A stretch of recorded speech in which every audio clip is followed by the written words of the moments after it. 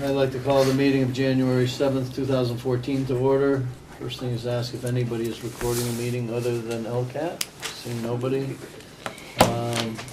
First thing on the agenda is to review the minutes of the previous two meetings, but we just got them. I haven't had a chance to look at them. I haven't had a chance to read I them. did, I saw them online, but if you want to wait. I'd like to table those. All right. We're still waiting for the December 2nd ones too, so I'd like to table that till the next meeting. Okay, We are waiting for Bernie Donahue for the next two things on the agenda. So if we could skip down to the water sewer pipe bid. I'll take that. Okay. Yep, back in December 7th, 8th last year, we put out the bid and received bids for our annual purchase for water pipe, sewer pipe, and storm drain pipe. This is, as you know, a pipe that we buy for an as-needed basis. We had two bidders this time, E.J. Prescott and H.D. Supply, as shown on your handout. And E.J. Prescott was low for the Class 52 water pipe, and H.D. Supply was a low bidder on the sanitary sewer pipe and the storm drain pipe. Now, as far as and on the far right-hand column, you'll see last fiscal year prices. As far as the water pipe goes, except for the first item, which was up 0.4%, the other ones were down lower, about 6%. And as far as the sewer pipe goes, that kind of fluctuated anywhere from 13% less to 5% more. And on the storm drain pipe, they varied from, there was an increase all the way around there from approximately 7% to as high as 17%. okay. I'll make a motion for discussion at least, so I'll make a motion and recommend that we award the water pipe bid to E.J. Prescott, Inc., and the sewer pipe and storm drain pipe to H.D. Supply Waterworks. Yep, Second? second. So just discussion would be, is there a difference in where we travel, where the price of it is offset by how far we have to go, or these are? If I may, Dave. The prices are actually the same whether we pick up the pipe or have it delivered on So- both vendors. And typically, unless it's one or two sticks, we do delivery and they bring it out here. Oh, perfect. And then the only other question, is there any reason to rebid the storm drain pipe thinking it's gonna go down? No, I wouldn't, because we really don't buy that much. Now, if we were doing a big water job and we were buying a couple trailer loads of 16-inch pipe, we'd probably get a whole lot of better price, because they'd be shipping it up from the factory in Alabama. Okay. Right. So, All right, but we don't buy it. It's just something in place, so when we do need it on an emergency basis or otherwise, it's there for us to obtain. I'm good with it. What's that? So, All those in favor? Aye. Aye. Any opposed?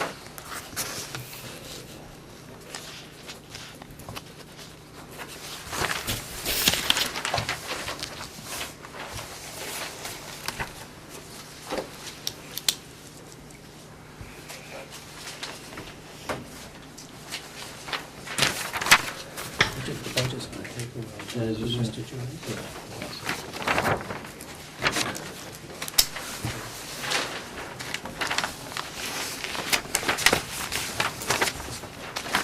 Next we have Mr. Joyce that would like to come before the board and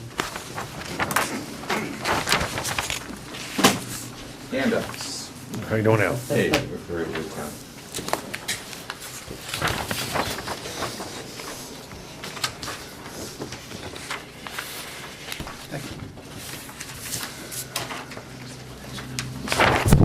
Come on, we share here, Tom. Well, I saw option A, I thought maybe there was more than one option. Yeah, well, okay.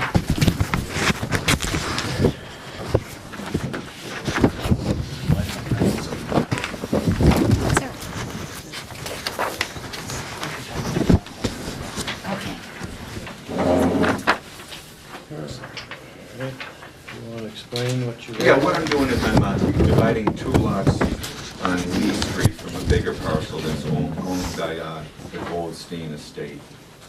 and one of the lots has a sewer manhole right in front of it. Lot, it's shown as lot number 2, has a sewer manhole. I'm just trying to see the easiest way to get sewer service to lot number 3. You'll own 2 and 3? Yes, we'll own lot 2 and we'll own lot 3. Okay. And obviously on lot 2, the manhole's in front of it, it's easy to get sewer access to lot 2. To lot number 3, we're hoping to avoid doing a sewer main extension if it's not needed. It's pretty pricey to do a sewer main extension of service to the one. We're wondering if it's possible to use option A where you just do a feed directly from the manhole to lot 3. Or on the next page, I show an option where we do a lateral to the tree belt and go down the tree belt. And then on the last page, on option C, is doing a lateral to the tree belt and actually putting a manhole right there. So that would be almost like doing a main extension to the tree belt. Well, I'm gonna say, How about option D? you're the guy that's gonna run with this when it comes into place. So, I'll give you my opinion. My opinion would be option A. You're gonna go right into the manhole. You're gonna drop down inside the manhole into a trough. Is that what you're proposing? Yes. So, and then you would have a clean out at the house, and if for some reason if that line had an issue, we could get into manhole and either ream it out from the manhole, or you could ream it out from the clean out inside the house. That would be the easiest option. That seems to be the easiest. Then there's a straight shot. Right, and in lot 2, how would you service that, with a T in the main? Yes, or whatever, the T in the main would be the easiest way. Yeah. Right, because we don't wanna have like, 6 drops or 2 drops inside that manhole. Right. Agree, Bob? So I think you put a T in the main for lot 2, take lot 3, go right into the manhole, put a drop all the way down into the trough, and I think, and you're gonna give the proper easement, Oh, yes, we would give the easements right up front before. right, doing because you any own work. both lots. Yes. So it'd be easy. I would say option A would be the best choice. If I can ask, the only question I have, and I'm a little bit familiar, this is the back of the Goldstein property, is it? This is right here. That is there, okay. If the large parcel here was ever to be developed, or this parcel was to be developed, at that point, you'd want to have a manhole right at the top of the hill that it could tie into. So I don't have a good feel for what the potential for developing that property, if it's all wetland and likely never to be developed. No, it's likely to be, House on it. my opinion is, it's likely to be developed at some point. Yeah, And I think that would be a much, much larger project. right. So Could carry the cost of the extension. that would carry the cost of it would fall into that, would pretty much not a big, where this would be a more feasible, cost-effective approach for tying in one more house. Really wouldn't impact anybody. But I agree with, if in fact, that's the way it's gonna drain. I might mention that you can't hardly tell. The future This, plan. There's a sewer main, Yeah. 400 feet back. Is that a force main though now? I think there's 2 mains there. I think there's, it looks like there's a force main and a regular main there as well. And it goes out to South Bend? It goes all the way down, yeah. Goes from Yeah. Lakeville all the way to Pease Oh, Road. that's the cross. Yeah. The topography Yeah, might gravity be, one direction. the topography might be, it drains out into South Bend and then out that way versus adding that manhole that you're thinking might work, you know what I mean? If there was ever a thought that this property would need sewer, and maybe one option Which would property is be that? the rear, it looks like it's an existing developed lot, Yeah. but some undeveloped acreage behind Yeah. it. One thing you might want to consider that wouldn't be much of a cost impact is, if this is the existing manhole, maybe come in and core there and live with a 45-degree bend onto lot 3, or 2 or 3 if I have them backwards. That way you don't have to come back and recore, reshape that manhole in the future. You would just come Everything's in, dropping into the trough and yeah, so like you'd already have it if in you line. got the manhole, you cored it right here. Yep, He puts a Y into it here. yep, He leaves a stub that's capped. right. And then for future development, and then we don't have, Then you don't touch the manhole again. yeah, and we don't have to deal with a drop inside Right. the manhole, Right. which you tend to be a pain in. Right. Which I think you said you were planning to come in and come down to the invert level anyway, if you came in at, You're exceeding my level of okay, expertise. yeah. I agree. That was gonna be my question is, I thought we tried to stay away from dropping in the manhole. Yeah. Right. Because then you got a dirty manhole. Lots of reasons yeah. you don't want to do it, yeah. I would, So set it up I for a would say future that this extension. is, it's That's- like a hybrid of, it's a hybrid of option A. Ah, okay. Okay, so extend the sewer main in this, 4 feet, in 5 this feet, what are we direction talking? Not to even that, yeah. get, to get past the lot line. Oh, I got you, okay, Put a Y in it, leave a little nipple for further development. okay. And then everything's going in the flow line, you don't have to you don't have to go into the manhole. We as the town don't have to climb around that pipe in the manhole. I see, okay. It's a cleaner for the manhole flow, it's like the best of both worlds. You get away from that, you get away from that easement. We don't have that giving us a dirty manhole. Okay. Have You you okay looked with at that? the manhole by chance? No, You know how deep it is, Al? I have the plans for the sewer. I haven't,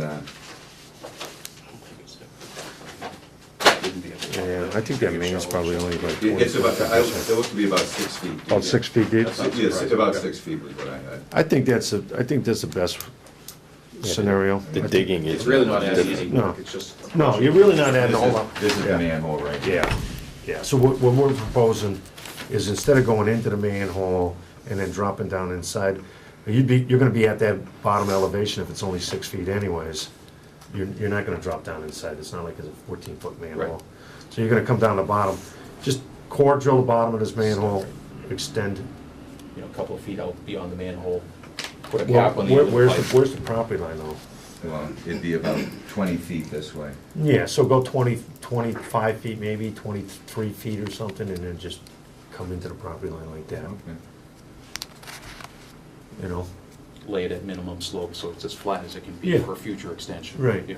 I mean, the only disadvantage to that, I mean, if this doesn't get developed for 20-something years or whatever, we're not gonna be able to come back into the line that way. But, And this would be, what you would do is you'd extend it with an 8-inch piece of pipe. Yeah, right. Which is sized for a future Okay. extension, and Right. then you'd neck it down to a 6 or 4 for yourself. And do you need a clean out in the road then? no, No. No, No. just one lot, you can Okay. just put a 4. Yeah. All right, that sounds good.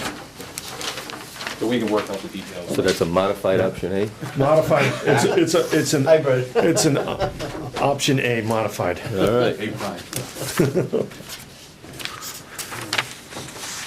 Is that good? Thank you, Tom. That's it. Yeah. All set with it?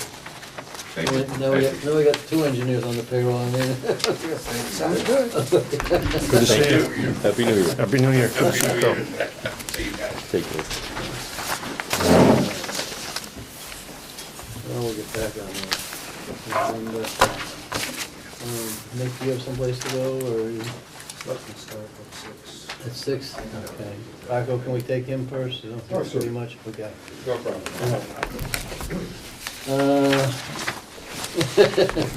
Bring the attorney with you?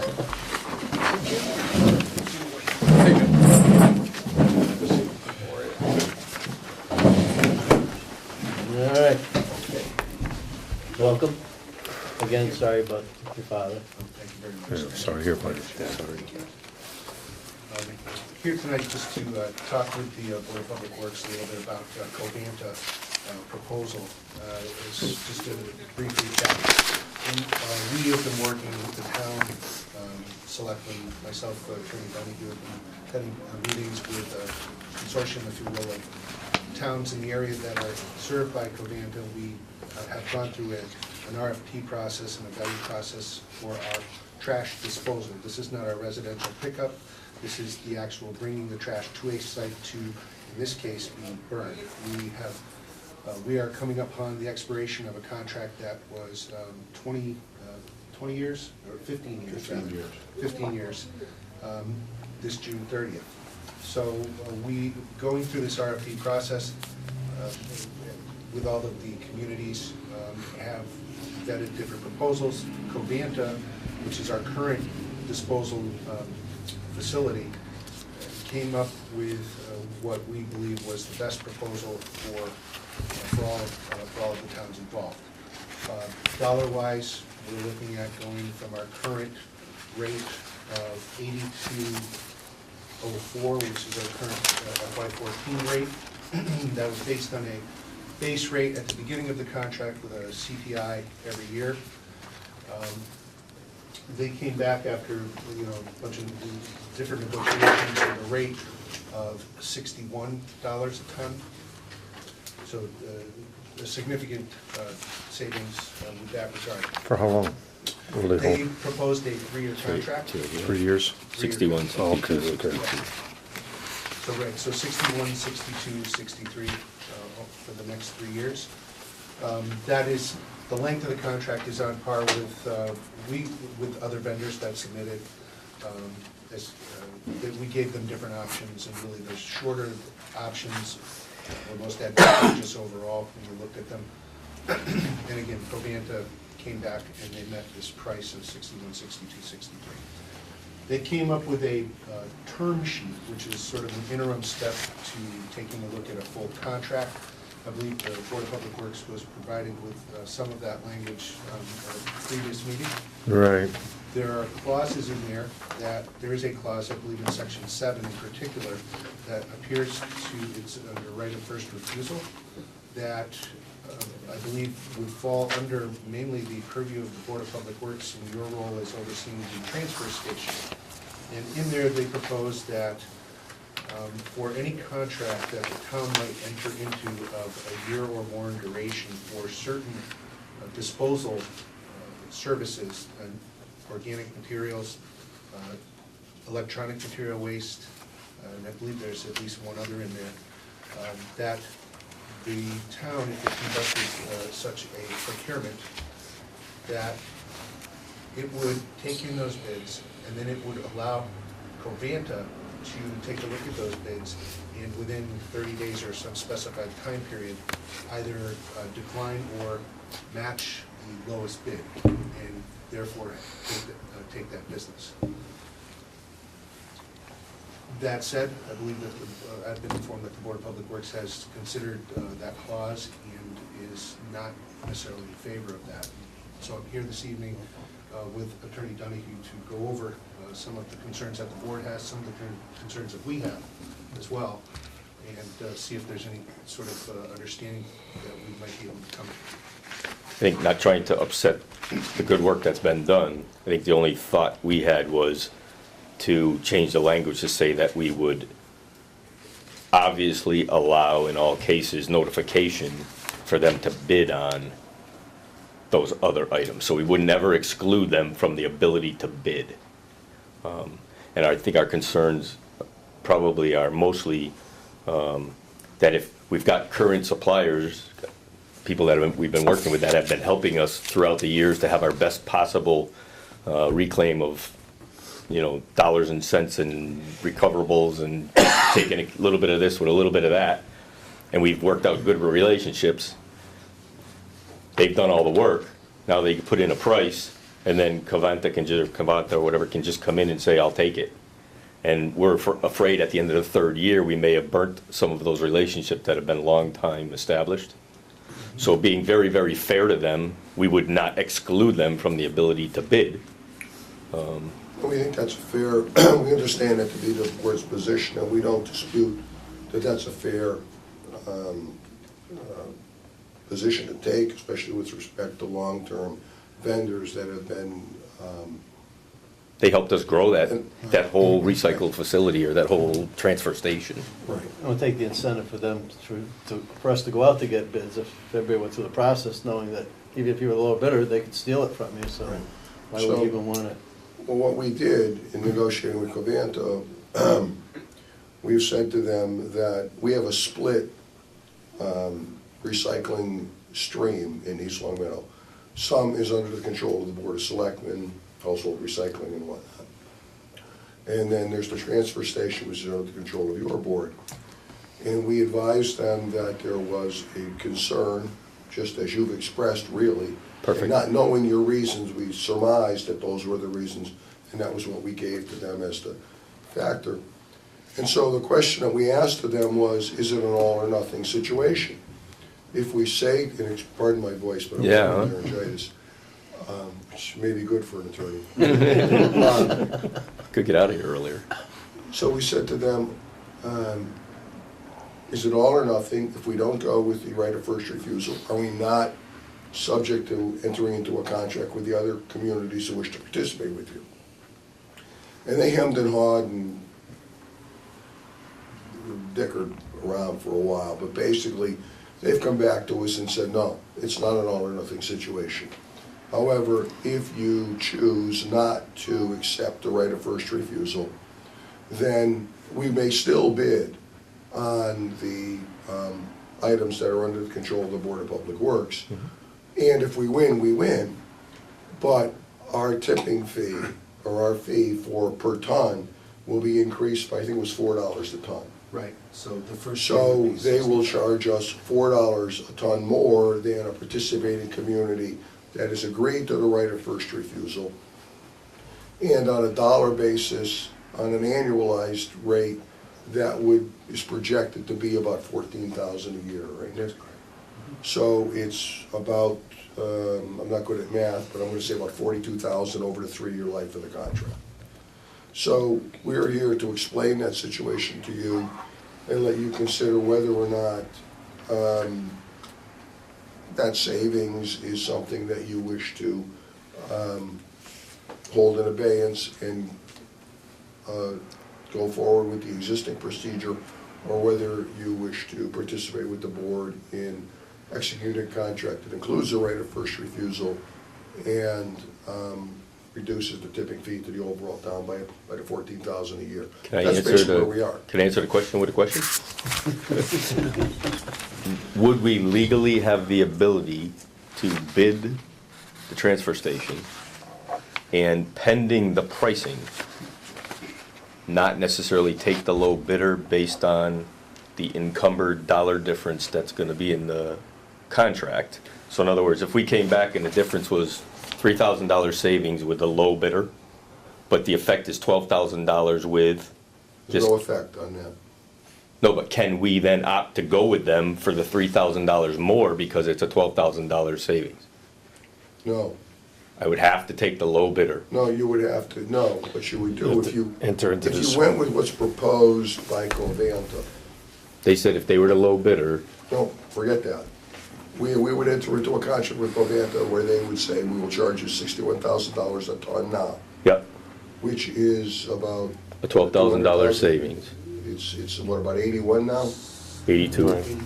82, so it's about $21,000, $21 a ton that we're saving. Right, They would say, you give us the right of first refusal, you bring your tonnage to us under your trash, we'll charge you the $61 a ton for the 3 years. Then, if you go out to bid for any of the other recyclable goods, the electronics and whatnot, no matter what your low bidders are, we have a right to match, not only the price, but also to pick up and delivery terms and all those other conditions. If we match that, you have to give that service to us, and we'll pay you the cost of whatever the low bid was. But they do it, not the bidder. what was the $4 a difference they could add? The What was it? $4 is the difference that if we don't put it into the contract. That's what I was talking about, They're gonna we don't want, put the to right of 61 first to refusal into the 65? they're gonna go contract. 60. only if they don't get the bid. 65, 66, 60, no. I thought if they were, I didn't hear it right? Am I Yeah, I right? didn't hear that. I must So- have probably misspoke. So, It's my. all right, so here's what I'm, let me try and restate it and come back with a counter that I think gets them to the same place and gets us in the best place, which is what I'm trying to do, obviously. But we'll take their $61 per ton. They can bid. They bid and we go with them, we stay at $61 a ton. if they bid and we have this unbelievably better pricing, They won't do that. they charge us 65. No, it's not gonna be their deal. Council, if I could, if they, Well, then they put us in a no-brainer because we don't get that much money for all the rest of the stuff. I mean, they know where they're at, they know what they're doing to us, they've made the number higher than what the rest of our recyclables could possibly save us by going out to bid. So basically, our suppliers we've been working with are just gonna have to deal with it. They're We not- only collect total $50,000, don't we, including permits? I'm sorry, what? Don't we? About $45,000. We only collect 45,000, including what we get for the window stickers. You expend about 45,000. You expend about There's a cost for $45,000. disposal, it's not. I mean, we expend 45,000. Yes. I mean, are they gonna be able to, are we gonna be able to get somebody to bid 25% lower than what they're gonna pay?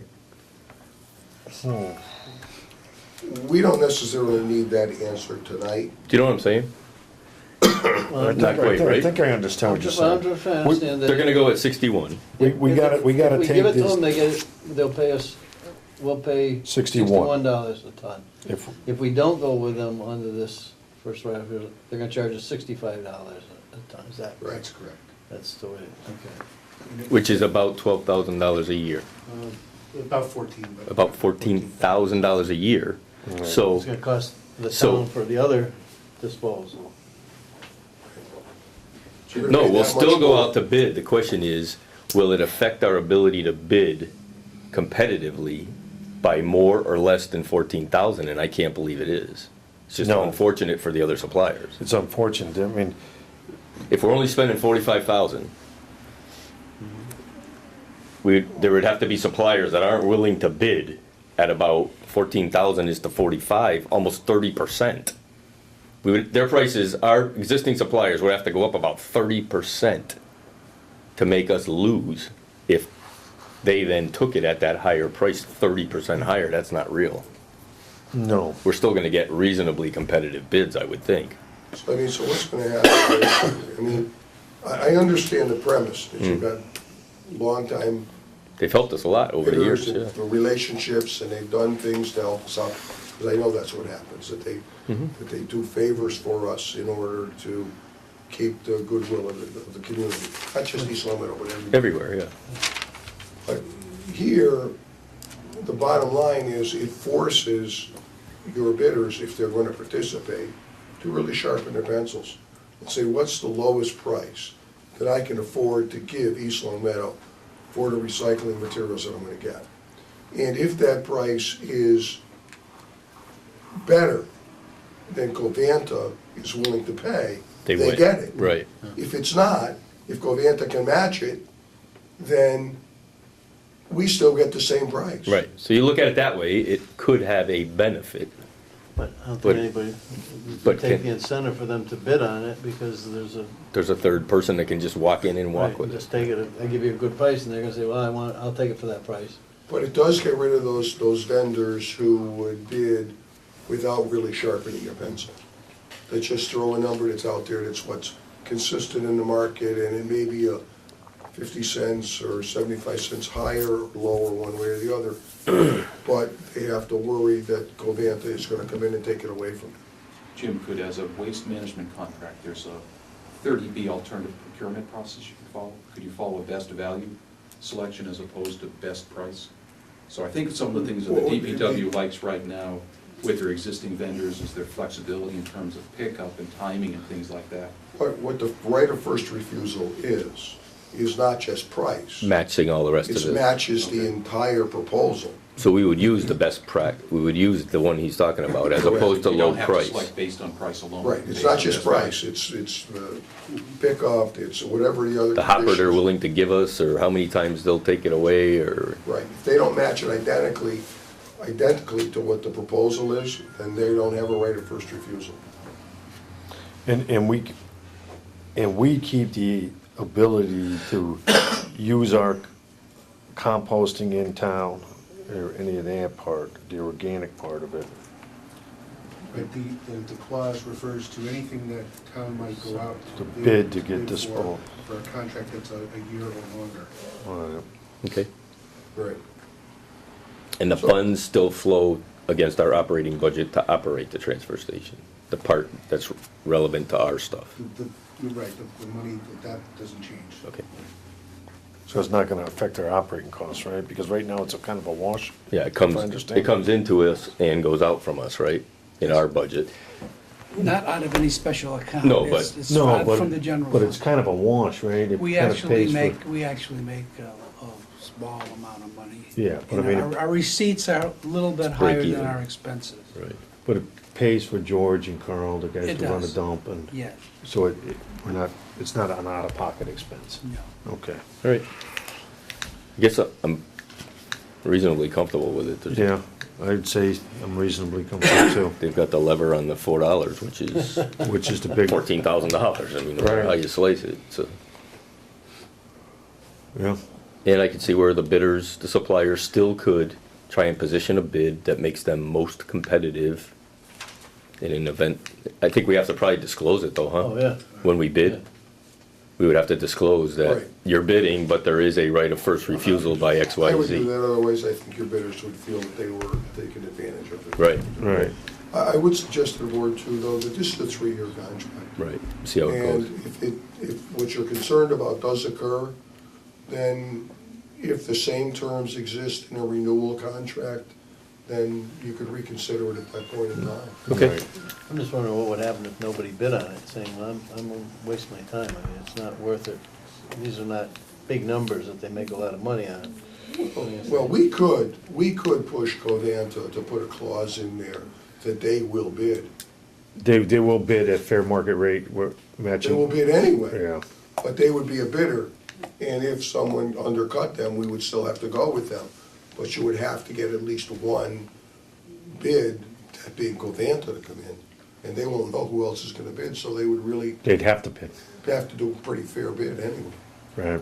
They don't have to bid because it's a waste product, so it's not subject to the 30B requirements of competitive bidding.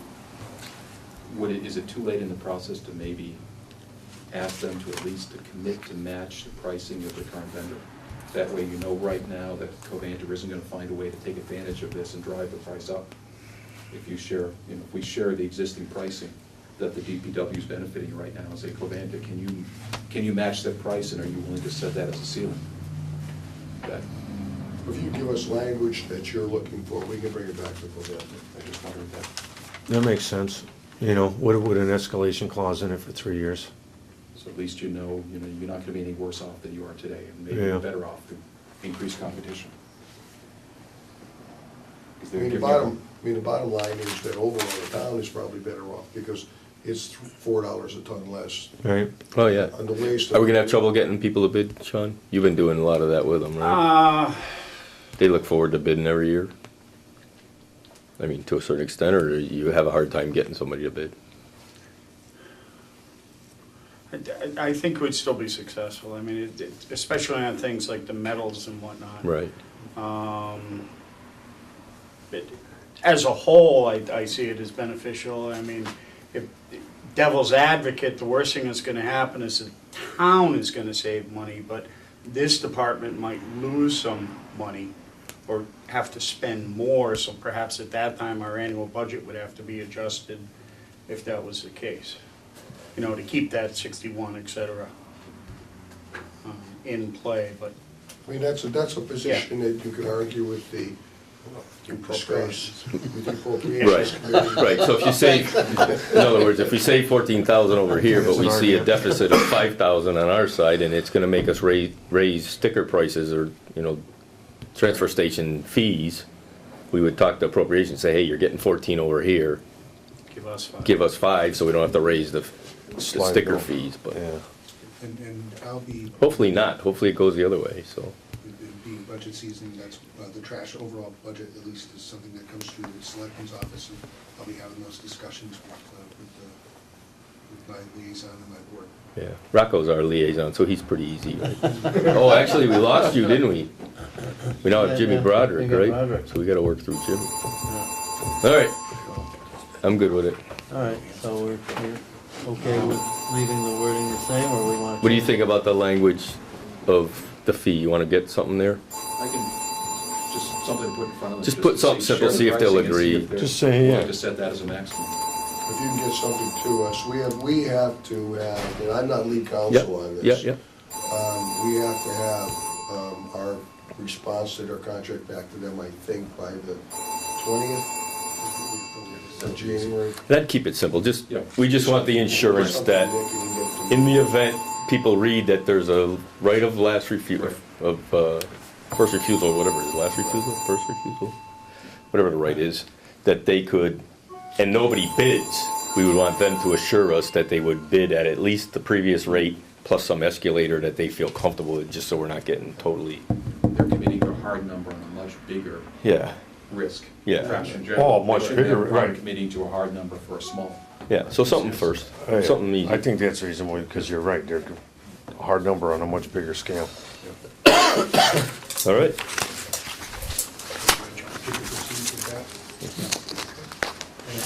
thank you.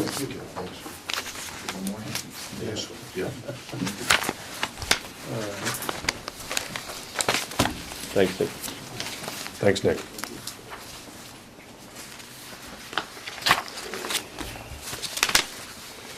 Rocco. Wake up, you're back there. We asked Jim, we asked you here, because Rocco is back. You know, we discussed this a year or so ago. He's looking to have the town reimburse him for the water, sewer and water. Yeah, I think, as I received the material from the board, and I was supposed to be on one of the meetings that I didn't come to because there was a storm. Just a little one. I'm a snowwitz and I don't wanna drive in a storm, I got sprinkled all the way over here, so. Yeah. I didn't show up and I didn't know how to get a hold of anybody because it was 5 o'clock, so probably we're here and didn't have me to deal with. We don't But as I know if we have the ability to do, we Well- didn't think we did because that was why it was. Here's what I understand to be the situation. That at some point in time past, the board needed to alter an existing sewer and water line that serviced the resident's property. And that the original plan called for the line to be installed on his neighbor's property, and he would then connect from his existing structure to the new line when it was installed. Close. And the neighbor then refused to allow the line to go on her property. And then the resident said, well, you can put the line on my property. And the board then accepted that, and I don't know this, I don't know whether any money was paid for this easement or not to the individual, but it's really not relevant for the purposes of this discussion. So the town then installed a water line and a sewer line, connected the resident's property to the line, deadened the existing lines that service the house, and paid to have a couple of trees that had been removed, replaced, and paid money to have the lawn restored in some fashion. And that now, some years later, the resident has divided his property into a second lot and has constructed a structure on their residence to be sold for investment purposes, and is asking the board now to waive the fee that's charged to all developers and individuals who are entering a new water and sewer service into the municipal lines. That's my understanding of the facts. And the question that the board is wrestling with, as I received the directive from the board, was that you recognize that the resident has been a good resident in the community, that he's given some advantage to the town, and now is looking for some additional consideration from the town by the way of waiving the $1,000 fee for connection. Being the pain in the ass that I am, I have to say to you that I understand the equities in the situation, and I understand the feelings of the board in wanting to help out a longtime resident of the community. But the problem that I foresee, if you do this, which is all of these things that I described happened in time past. There was a quid pro quo based on all of those activities at time past, that the board agreed to do certain things in consideration for the grant of the easement to allow the line to be installed, including, I assume, I don't know this, but I assume, the connection of the house to the new sewer line for no fee and the like. If I can just jump in and clarify that, Jim. The house had existing water and sewer That was cut off, and that was reconnected. was reconnected. Right, Right. so. But he it still already would've had been- the water. But it still would have been a new connection to a new sewer line. But that being the case, the problem that I see for the board going forward is, what standard do you apply to any other resident or developer who comes in and asks at some point to have your fees reduced or waived? What's the standard that you apply? The fact that you're a good person, a longtime resident, that you've done a lot for the town, that you've done things to help the Board of Public Works in the past. It becomes a very slippery slope for you as a board to make those decisions. You have no authority to waive taxes. You do have an authority to waive fees. But I caution you that as much as it may tug at your heartstrings to make sense to do this, that the reduction for future expenses and costs in relation to gifts or less than full consideration gifts that may have been given to the board or the town in time past, if they're not made at the time that those gifts are made, it's very hard to justify them and be able not to have to bend to future requests by other people who may not be as well situated to make the requests without putting yourselves in a situation where you're criticized for doing what you're doing, for not doing what you're doing. My recommendation would be that, and I don't do this lightly, but that it is not in the best interest of the board to waive required fees where the property involved is investment property, or if this were the sewer line to the house having to be repaired and you needed to do something or to grant some type of waiver and a fee to make those repairs or costs, I would see that as an entirely different situation. But this is not the house that was in existence when all of this took place. This is a new construction created long after all of this transpired. And to grant a waiver now, I think, is problematic in being able to justify it on a consistency basis going forward. Yeah. So, would you say, if it was the original dwelling and there was a problem with it and it was a hardship, you were thinking that that would be all right, but because so much time has passed, this is a separate parcel that didn't even exist back then, and it's an investment, And it's an investment property. so I mean, it's no different it's than- hard to justify it. That's what I'm saying. It's no different than the developer Yeah. coming in and giving the board an easement over a portion of the subdivision to allow connection to a pumping station or to service to a house that happens to be on an abutting street. And then later, 3 or 4 years later, coming back to the board and saying, by the way, I have 2 more houses I'm putting up in the development. Remember I did that for you? Waive the fee for me.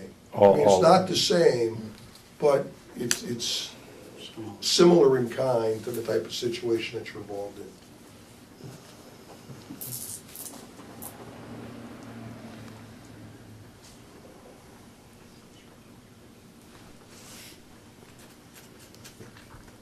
Yeah, I don't see any way around it.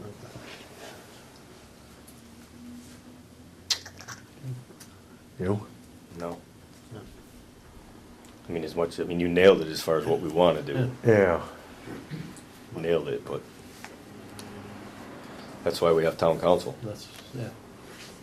I mean, had we put it into consideration in the event that he puts a second lot in there? you Way know, back in we're- In the original document, have we made that arrangement in the original I document? wouldn't have an issue with it at all. Right. Alright. So do you want a motion of a official thing? Rocco came to us looking for it. Do you want an official vote? Okay, well. Well, I mean, I think, Do you have it? I mean, do you wanna offer Rocco any last comments, or is it his? Yeah. no, thank you. So, I guess, I would make a motion, to deny the request of the resident to waive a fee for this new water and sewer fee. I'll second the motion. Any other discussion? All those in favor? Aye. Opposed? Sorry. Thank you. Exactly. That's it, nothing ventured, nothing gained. Thank you, Thank sir. Thank you, sir. Bye, Jim. Get better. Couple of spotting lights usually takes care of that. Jim. Hey, Jim. Jim, couple spotting lights usually helps to soothe the throat. Okay. Thanks. Say it. Have a good night. All I right, think he's more of a Guinness guy. All right. next on the agenda is review the FY 2015 operating budget. How much of a surplus did you come up with? Well, You must have been doing something with your time off. Welcome back, by the way. Thank Happy you. New Year. Thank you. Doesn't he look relaxed? Look at us. Yeah. Smiling. As usual, I give you one of these sheets here with all the summary on it for your, consideration if you want to review that. But perhaps you want to, if you just want to run through the packet just to see what I, got in there and, just so of course, the very first page is the board approval thing. And page 1 is a letter that was asked to be submitted along with the budget by the Appropriations Committee, just outlining what is taking place within our sections of our budget. And it's, pretty self-explanatory there.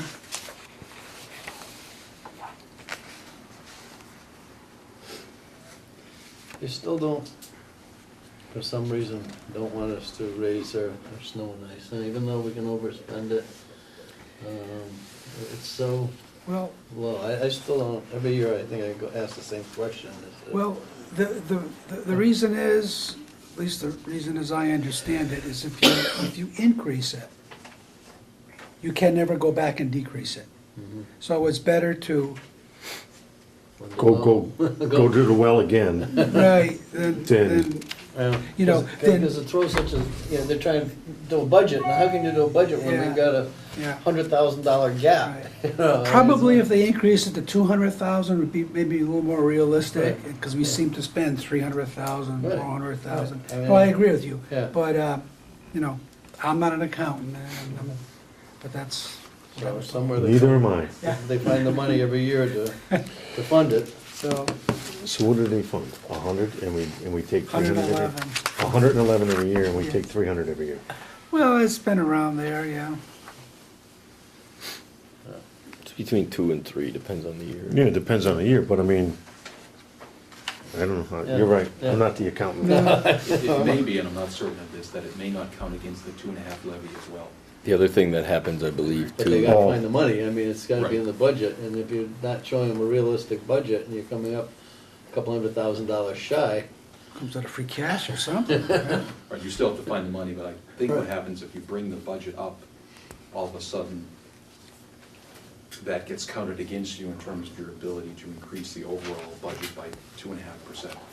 Whereas if it's outside of that, I think it doesn't count. I don't remember if I heard this either, is it, if you have 300 and don't spend 300, you don't get to go to the state for more?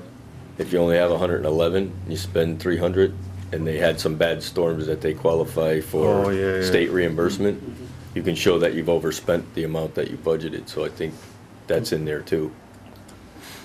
So, So for a there lot is- of reasons that I think I heard over the years. There is some wisdom Yeah, to the method. method to the madness. Everyone does it. Yeah, we're not. Everyone Every does it? town does it, is what I'm understanding. So, it goes back to two wrongs don't make a right. So that memo is on page 1, and then there's another memo on page 2, because they asked for the current status of the contracts. As you know, we're still in negotiations with the United Municipal Employees of East Long Meadow, and their contract expires June 30th of this year. And the Town Hall Employees Union, their contract, they received a 2% increase for FY 2015, which is built in our numbers, and that contract expires June 30th of next year. Page 3 is just our, as far as I know right now, we only have one warrant article, and that's Chapter 90. That number may or may not change, because as you know, that's last year's number. and Right. We don't know what it's going to be till a little later on. Right. So that they'll be adjusted when we know. And pages 4 or 5 are things that the Appropriations Committee asked us to do a number of years ago, is try to come up with some measurable service levels for various aspects of our department. This is what we've come up with.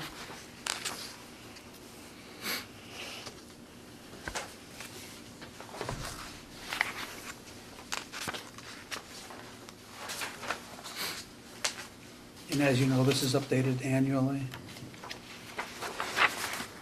And page 6 through 22 starts the regular budget sheets. Like, for instance, page 6, 7, and 8 are the building maintenance division.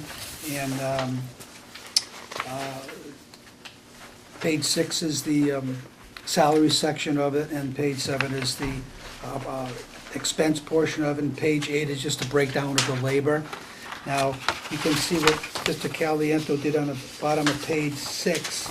He took in small print there on the right-hand side on the bottom, he took the FY14 total operating budget, and he multiplied, he calculated 1% of that, which is $8,004. Thus, they're saying we can increase, if we so desire, the way I understand it, the building maintenance division budget by no more than that $8,004.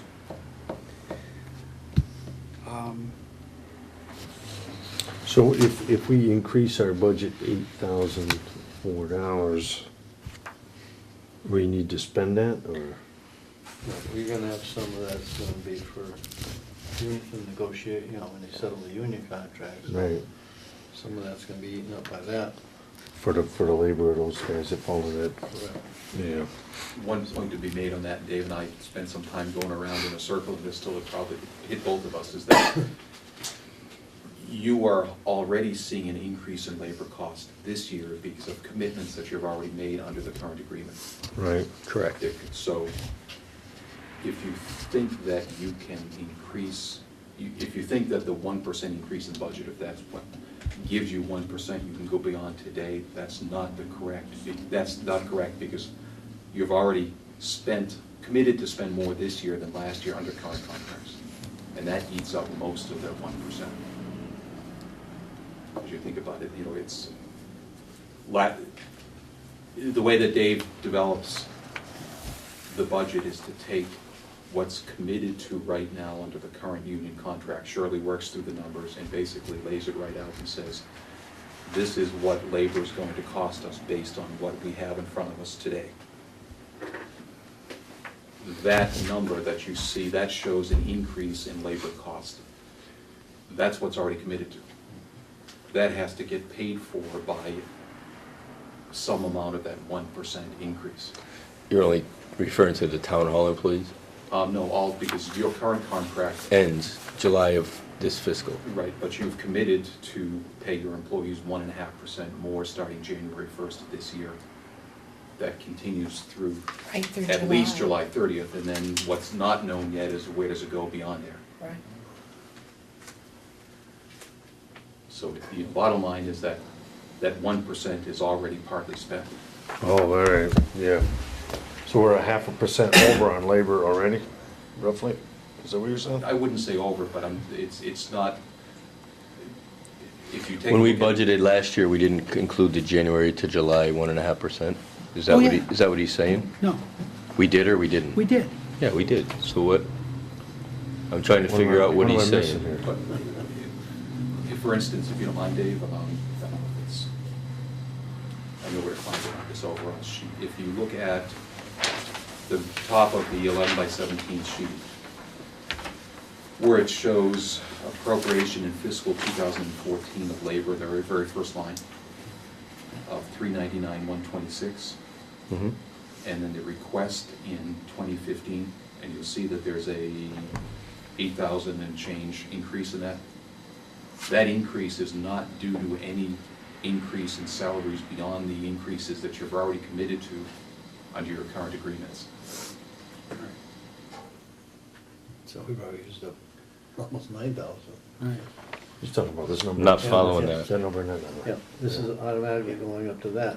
My, Where there's 8,000, Certainly 87. not sure. If you had that, There's there's 9 9,000. grand. Not following that at all. We're already over the 1%. well, I'm not following that. If we appropriated and included the 1.5%, No, I don't, I guess what I'm thinking about this. You gave them an increase in July of 2013 yep, of 1.5%. yep. All right. Now, when you gave them that, that had been budgeted in a prior year. 'Cause No, it was No, budgeted for that year. then they didn't, you didn't budget And if we, for it if we because- accounted for the 1.5% additional increase in January for the second half of the year, then the first half, if we didn't, then I get it. If we did, No, we I had don't- budgeted 1.5% I don't think you did. and then 3%. Wasn't it, It was 1.5. And For 1.5. the first 6 months and 1.5 for the second 6 Right. months, which I believe stops as July 1 of 2000, for the 2015 budget, which Right. would be July of 2014 this year. Correct, so I'm thinking it's already in 399,126. it's in there, but what happens every year is that baseline gets adjusted to, so when you start taking a look at what do we need to, it's not an issue of Oh, I increasing the just grabbed budget. it. I just You got grabbed it. it? I just grabbed it. It's Yeah. not the, You've already- because the first half of the year, really, it's the first half of the year that didn't include it. But next year is gonna include the whole year's worth of it. I get it. It took me a Oh. minute. Took me a minute. and we allocated it in the, oh, Because it wasn't there for the whole year. right. It only came into the second half of the year, so it wasn't in the first half of the year, but it's gonna be in the full next year. So that may be another discussion at. So at the some next negotiations, it's a negative 0.5% increase That'll go. for next year. That'll be good. They'll like that a I think lot. that's gonna go over, John. That's gonna be good. It counts. Hey, you wanted to take over negotiations anyways, didn't you? Buddy, I That can't was a- fit those shoes. Oh, MG, we're already behind by that. It's a bit of an eye opener. You didn't tell me, 1% really John. isn't there. That's 2.4%. Holy smokes. I'll let Dave No, take go it right back ahead. Thanks, Bob. over. Well, actually, you can thank me as you go down to the other highlighted lines. Yeah, I can see those, yeah. As you can see, as you know, you've made some adjustments in some of the apportioned salary accounts this year. All right. And that actually frees up some cash, which is what Dave has highlighted as the minus 11.7%. Right. Yay. And then All right. what I did, to make this a 1% increase overall, I used the balance of the money that was left, and I added it to the professional technical services and I made from 44,824 to 49,862, which would give us, you know, a little extra money to spend there. And that puts us at the 1% allowable increase. For the total. Didn't you just tell us you were not an accountant? Well, I'm not. I'm winging it. Some days that's a good thing. Yeah. There may be other, there may be other suggestions that the board may have to do, how to do this, but I really didn't have any direct directions on which way to go, so this is, I had to start somewhere, and this is what I did. I mean, feel free to make any corrections, adjustments, however else you want to do it. I just have a question, I don't know, I just ran down to it. Vehicle, the gas and the fuel, Yeah. that's level funded, right? Yes, sir. What happens if the price of gas, when the price of gas or diesel goes up? Well, well, as you can, well, okay, we'll back up 1 second, and then you can see the actual, Yeah, was that. see And I understand your point, and I'll try to answer that. The answer would, 5480. the answer would be that that expense portion of that budget is a line item, the whole thing, the whole blue total on the bottom. Yeah, So we're willing to, we're able to move monies within that account got it. to cover. We do it all the time.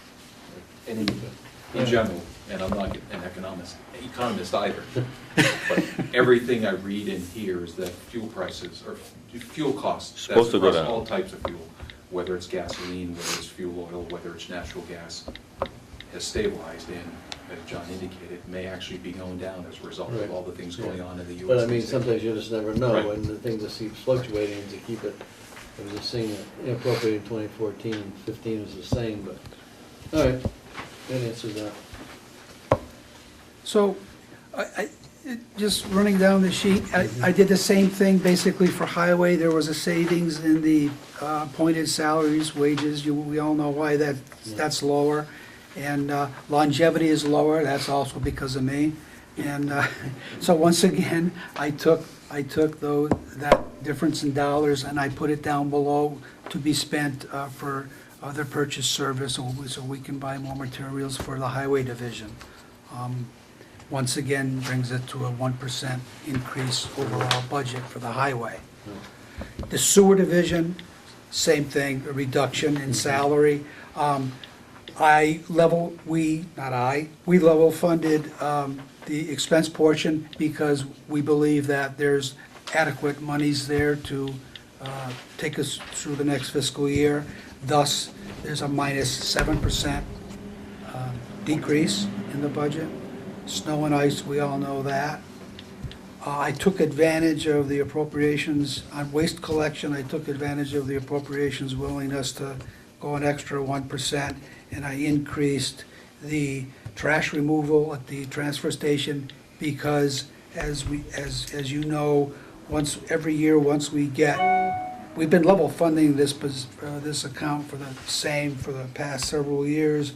However, as we get close to the end of the fiscal year, first part of June, we run out of money for dumpster emptying, and we have to supplement that to some degree by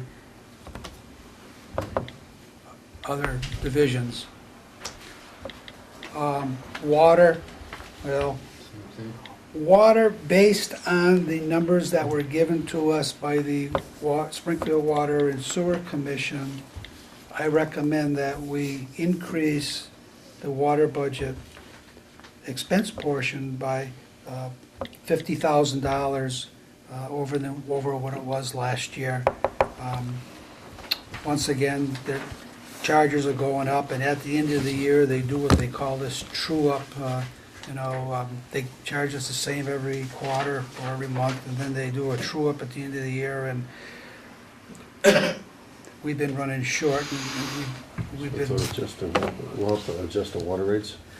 well, that, So we're when looking it like comes rate- time to do, Yeah. in a couple of months to take a look at that, we'll have to take that into consideration, the added cost to the Right. budget, yeah, Yeah. absolutely. So that results in an increase of 3.1% in the water division. And then finally, the utilities division, based on what was expended the prior fiscal year, it looks like we can level fund that.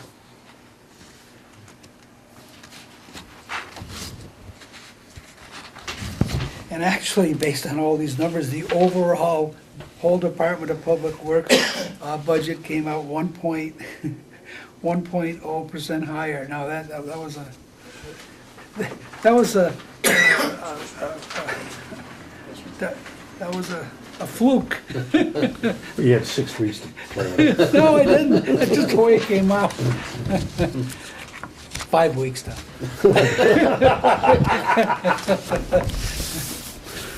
On the gas and oil line, the second to last line item, when I first looked at this, it looked like that was the line item that had the most great risk, because obviously, depending on weather conditions and temperatures, that number's up and down every year. Yeah. But, my first reaction was, might there be a potential to realize some reduction in this? It might help you in other places in the budget. What David did was he printed out a bigger spreadsheet, which goes back to 2009, Yep. that has all these numbers going backwards to 2009. And the trend that you see there on that line item was, it was underfunded many years. Okay. And it got to a point where the costs and the funding finally just about balanced in 2011. So historically, it had been underfunded Yeah, before? historically, if you go all the way back to 2009, you spent $536,000 on that line item. But a lot of things have changed. You're using primarily, fuel oil at that point. You weren't using natural gas. So it's just part of our Conservation. justification that they want to hear from us about what all of the systems that we've installed have done for us? Certainly can be. Because yeah. they're very interested in that at every meeting we go to, So so if from we like- could actually summarize that and bring it. From 2009, you're saying the energy cost was, 2009, your actual cost was $536 For gas and oil? for gas and oil. In 2013, the actual price was $273,000. So almost 50%, almost 100%, 50% reduction. If you could summarize but that- but And you- put a that's, graph or that- something. and that's put a five- graph together, they're that's gonna like 5 that a years, lot. right? Bob's assignment for tomorrow will be to graph that. So, out of, yeah, but, I mean, you got escalation in that 5 years too, and we still cut it. Well, gas If you did get come stuck, down. I'll help you. I mean, natural gas did come down, but oil went up, and conversions to gas and our systems we've installed have made a big difference. So if Bruce can maybe give you some narrative to go along with that, I think it would be a great time to present. Yeah, we've reduced our oil consumption from 39,000 gallons a year down to about 7,000 gallons a year. That's I'm gonna huge. reduce that even further, hopefully with some other items that I'm doing. 39K 3,500 to seven. gallons a year. 7, but that's converting. Down to 7, yeah, but you replaced that with using gas. Well, some of those is just mainly flipping a switch. Some are doing, we installed new boilers at the police station, the town hall, retrofitted some. More energy some other efficient areas, system. And continuing on, and I'm gonna be retrofitting the boiler room here with a gas fire burner. Who's it represented? So to kind of complete that picture, they'd want to know kind of how much we've invested over the past few years, because the ROI is still going to take a few more years, but after that, it's win-win and win again, so. The other piece that told me was really just to reinforce that there's a lot of variability in that line item. So, Right. If you find the need to find some money somewhere, might there be some? But it's one of the riskier places to take money Correct. from, because it could stay -10 for the rest of the winter time. Oh, yeah. Yeah. You'll blow through that budget Real more. quick. Almost everybody I talked to said this is the tallest energy, from the oil delivery guys to the, meteorologists. This is a lot of therms, a lot of cold therms being dealt with. Come March, You know, maybe as a few things move further along, you know, you'll have better understanding of what you spent this year, and maybe feel a little bit more comfortable. You know, has that variability started to flatten out now as a result of these more efficient systems? I think gas prices went up again. So natural gas pricing, I think, hit its low and have tweaked again, so. And Bruce, I don't know if you want to share the note you got from You need to hit a low Columbia on it. Gas regarding the surcharges? The who? Aren't there some surcharges, that the transmission surcharges that are being? Yes, it's being applied, I believe it was 5%, and I don't have those figures with me, but yeah, Yeah. we did get a notification from Columbia Gas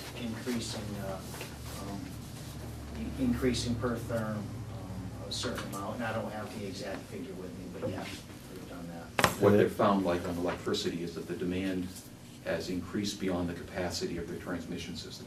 So Right. they're having to make reinvestments in gas transmission now to keep up with it. Now that's become And as that's a big popular thing in as it this is. area, because I talked to some other people, I talked to people at Westfield G&E, and they're looking for, we are still the highest in the nation because we can't get to the source. We're paying, you know, a lot of money. If we can get a pipeline bringing more natural gas up in this region, it'll drop the prices significantly. If you want to invest in gas main construction, it's probably a good place to be right now. Yeah, but Because they just need- like the Springfield Reliability Project that Western Mass Electric did, it's all about getting more transmission capacity locally. Hmm. Okay.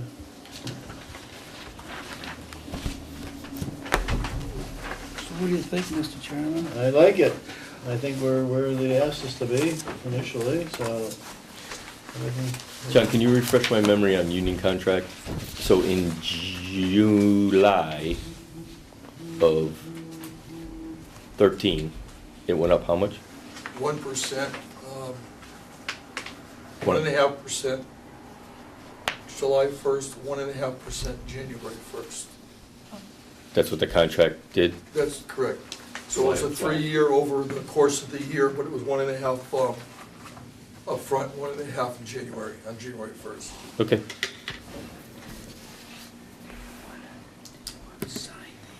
Oh, so July 1, you gave them 1.5%. January 1, you gave them the second 1.5%. Because I was a nice guy, huh?